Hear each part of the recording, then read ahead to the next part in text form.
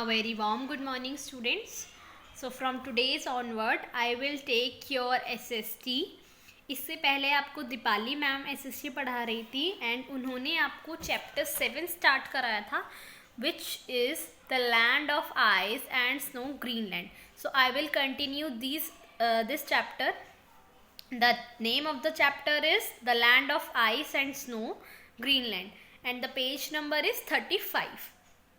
So students, आपको पता है एक आइलैंड क्या होता है? Island it is a piece of land or you can say a landmass area which is surrounded by water. Island वो एरिया होता है या वो लैंड मास होता है जिसके चारों तरफ पानी ही पानी या समुद्र ही समुद्र होता है. सो फर्स्ट ऑफ ऑल हम जिसके बारे में पढ़ रहे हैं वो भी एक ऐसा ही आइलैंड है जिसका नाम है ग्रीनलैंड, और इसे land of ice and snow भी कहा जाता है क्योंकि ये थ्रू आउट द ईयर यानी पूरे साल आइस और स्नो से कवर्ड रहता है.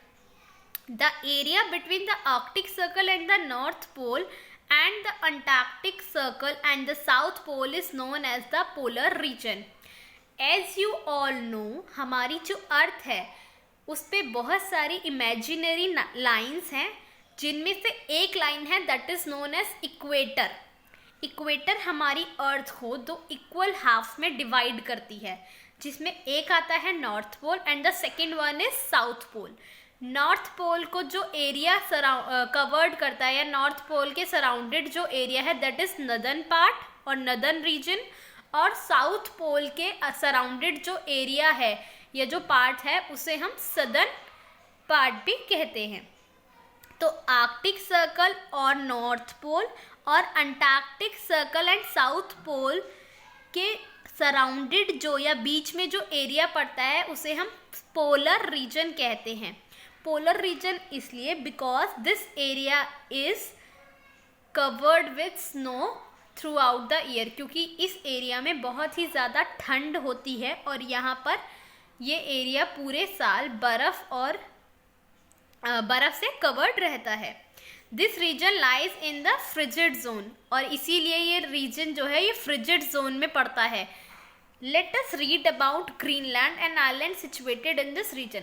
तो अब हम ऐसे ही एक आइलैंड के बारे में पढ़ रहे हैं जिसका नाम है ग्रीनलैंड. सबसे पहले हम जानेंगे उसकी लोकेशन के बारे में.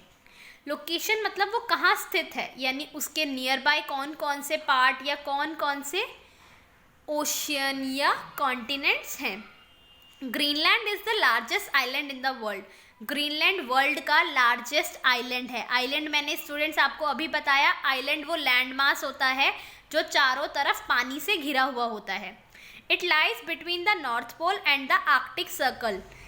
ग्रीनलैंड जो है वो नॉर्थ पोल और आर्कटिक सर्कल के बीच में लाई करता है to the north east of Canada. Canada के नॉर्थ ईस्ट साइड पे. ठीक है student. It is a part of Denmark. ये डेनमार्क का पार्ट है. Capital of Greenland is Nuuk. Greenland की जो कैपिटल है, जैसे हर एक कंट्री की या हर एक की अपनी एक कैपिटल होती है, जैसे इंडिया की capital is New Delhi, similarly the capital of Greenland is Nuuk NWK. Greenland is separated from the northern island of Canada by Baffin Bay and the Davis Strait. Greenland जो है वो सेपरेट हो रहा है नदर्न आइलैंड से by Baffin Bay. Baffin Bay कहाँ है? ये रहा. And the Davis Strait. So strait क्या होता है student? Strait is a narrow piece of sea that join to larger सी. एक नैरो यानी एक पतला संकरा सा सी का रास्ता होता है जो दो बड़े समुद्रों को जोड़ता है, उसे हम स्ट्रेट कहते हैं. Greenland share its border with the Atlantic ocean in the south east and the Greenland Sea in the east, the Arctic Ocean in the north and the Baffin Bay in the west. अब हम Greenland की location के बारे में जानेंगे. इसके लिए मैं आपको ये मैप दिखाऊंगी ताकि आपको अच्छे से समझ आ पाए. तो ये जो ग्रीनलैंड है, यहाँ पर ये ग्रीनलैंड है, ये इसके अटलांटिक ओशियन पड़ता है. अटलांटिक ओशियन जो है वो इसकी साउथ ईस्ट साइड में है. इसकी ईस्ट साइड में पड़ता है ग्रीनलैंड सी. सिमिलरली इसकी नॉर्थ साइड में पड़ता है आर्कटिक ओशियन और इसकी वेस्ट साइड में पड़ता है बैफिन बे।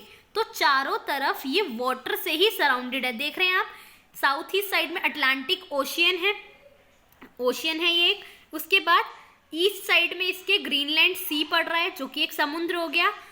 नॉर्थ साइड में इसके आर्कटिक ओशियन है और वेस्ट साइड में भी इसके बैफिन बे है। तो चारों तरफ ये एरिया वाटर से ही सराउंडेड है।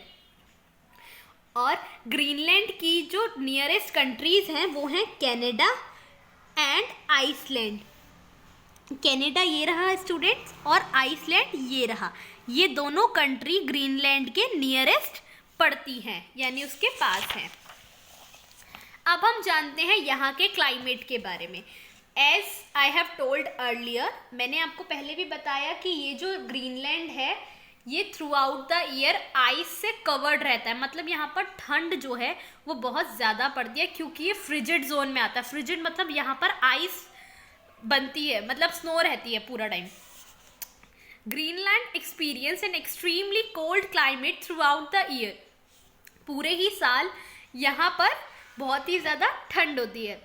More than 80% of the island is covered with thick ice. 80% से ज़्यादा यहाँ का जो एरिया है वो बर्फ से ढका हुआ है। In summer there is continuous sunlight for week at a stretch. यहाँ पर क्या होता है स्टूडेंट, विंटर्स के टाइम पे ना कई बार ऐसा होता है महीनों महीनों तक सूरज दिखता ही नहीं है।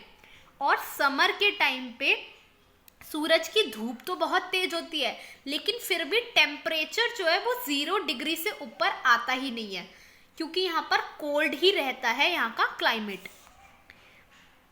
In summer there is a continuous sunlight for week at a stretch. मतलब कंटिन्यूस सनलाइट तो मिलती है समर्स टाइम में, लेकिन वो जो कोल्डनेस है ना वो कम नहीं होती, मतलब ठंड बरकरार रहती है। The weather is bright and sunny. Winters are extremely severe. Winters जो होती है यहाँ पर वो सबसे ज़्यादा खतरनाक होते हैं क्योंकि वहाँ पर टेम्परेचर नेगेटिव तक पहुँच जाता है, मतलब बिलो 0 डिग्री एज वेल।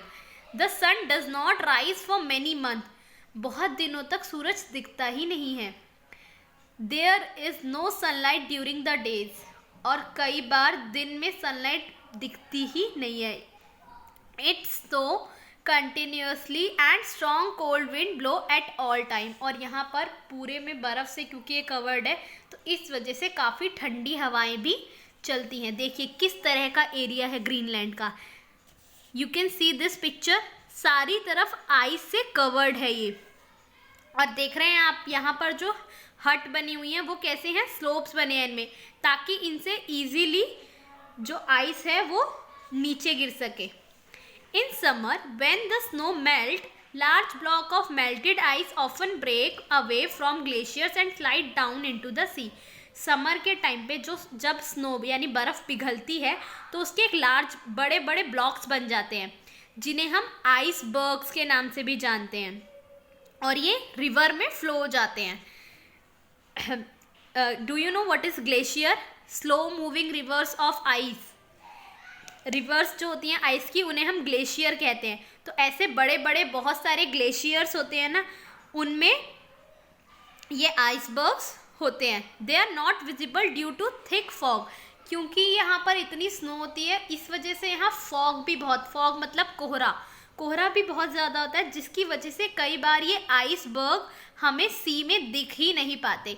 इसका एक एग्जाम्पल आप सभी जानते होंगे, टाइटैनिक के डूबने का रीज़न भी आइसबर्ग ही था एक, क्योंकि वो आइसबर्ग से टकराकर ही टाइटैनिक समुद्र में डूब गया था। The iceberg can cause danger to ships passing through this region. और ये आइसबर्ग ऐसे शिप्स जो इस रीजन से पास हो रहे होते हैं उनके लिए खतरा भी साबित हो जाता है। Now we will know about the vegetation of this region. Vegetation मतलब किस तरह की क्रॉप्स यहाँ पर ग्रो की जाती हैं, किस तरह के ट्रीज और प्लांट्स यहाँ पर पाए जाते हैं। As Greenland experience severe winters very few plant and trees grow here. क्योंकि देखिए ग्रीनलैंड एरिया ऐसा है कि ना तो यहाँ पर ऐसी सॉइल है और ना ही यहाँ का क्लाइमेट ऐसा है कि यहाँ पर ज़्यादा ट्रीज या ज़्यादा प्लांट ग्रो हो सके। यहाँ पर इतनी ज़्यादा विंटर वाला सीजन रहता है इसलिए यहाँ पर बहुत ही कम प्लांट और ट्रीज ग्रो होते हैं। Vegetation found in Greenland is very scanty, scanty मतलब बहुत ही कम मात्रा में यहाँ पर प्लांट्स और ट्रीज पाए जाते हैं।